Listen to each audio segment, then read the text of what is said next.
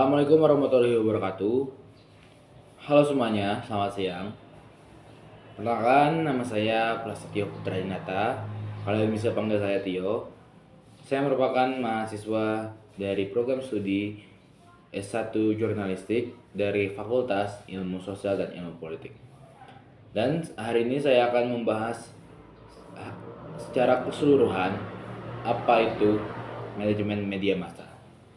Baik, saya akan menjelaskan pengertian dari manajemen media massa.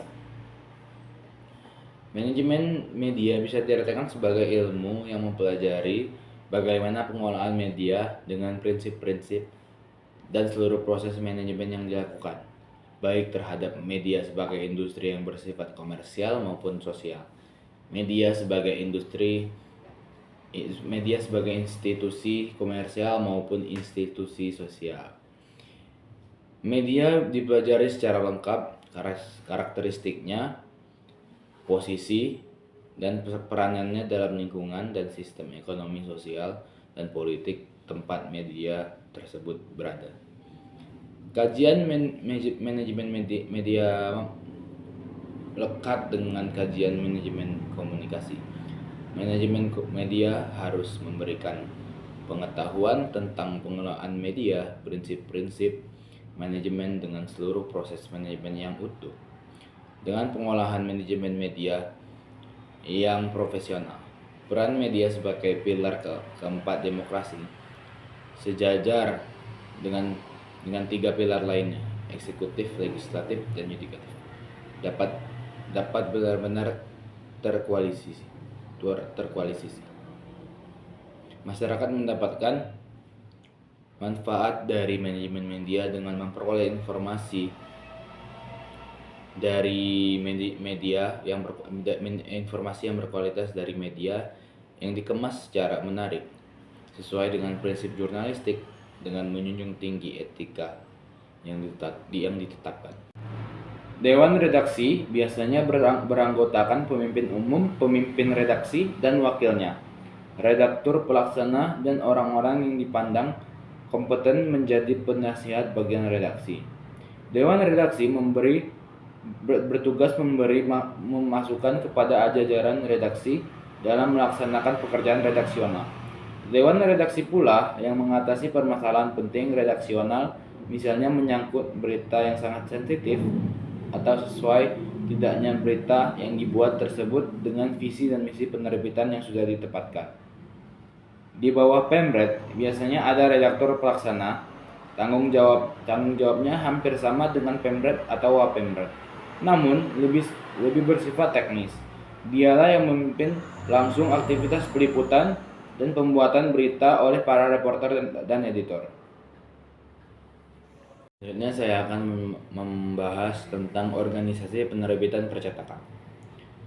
Marshall McLuhan, pakar komunikasi dari Kanada, mengatakan the pers is the education of man. Sedangkan Jack Utama mengatakan pers merupakan perpanjangan alat untuk memenuhi kebutuhan manusia terhadap informasi, hiburan, pendidikan, dan keingintahuan mengenai peristiwa.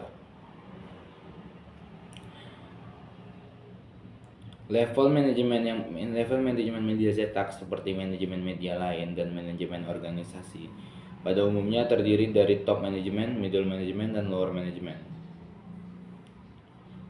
Definisi top manager atau pemimpin utama adalah orang yang menduduki posisi pertama dalam perusahaan penerbitan pers, mengendalikan bidang redaksi dan bidang usaha.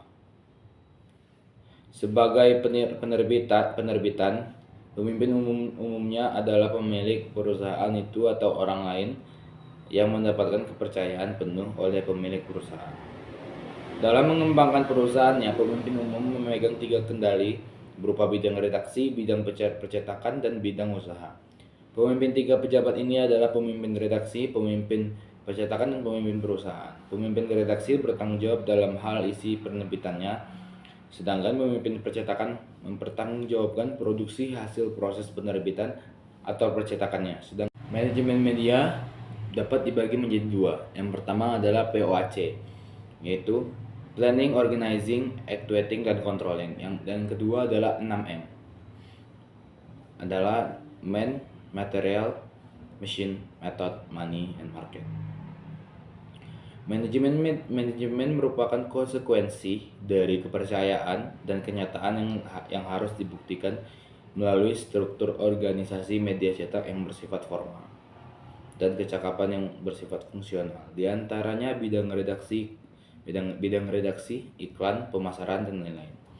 Ada beberapa hal yang perlu dipertimbangkan, di antaranya peluang usaha, kemampuan SDM, kapital, SWOT dengan kompetitor, keinginan pembaca, perubahan sosial berupa teknologi, ekonomi, politik, dan budaya.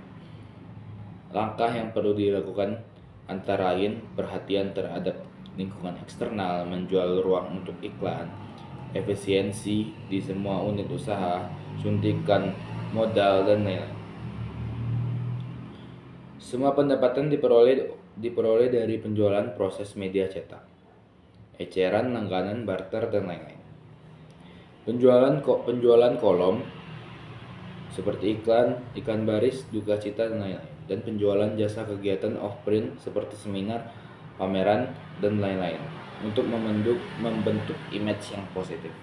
Dan berikutnya saya akan membahas sekretaris redaksi. Sekretaris redaksi adalah pembantu pemimpin redaksi dalam hal administrasi keredaksionalan seperti menerima surat-surat dari luar yang menyangkut keredaksionalan, membuat surat yang diperlukan oleh pemimpin redaksi jika ada surat dari luar yang berkaitan dengan peliputan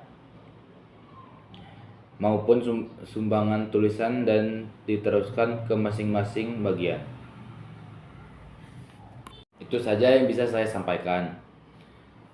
Terima kasih atas perhatiannya dari teman-teman. Saya ucapkan wassalamualaikum warahmatullahi wabarakatuh.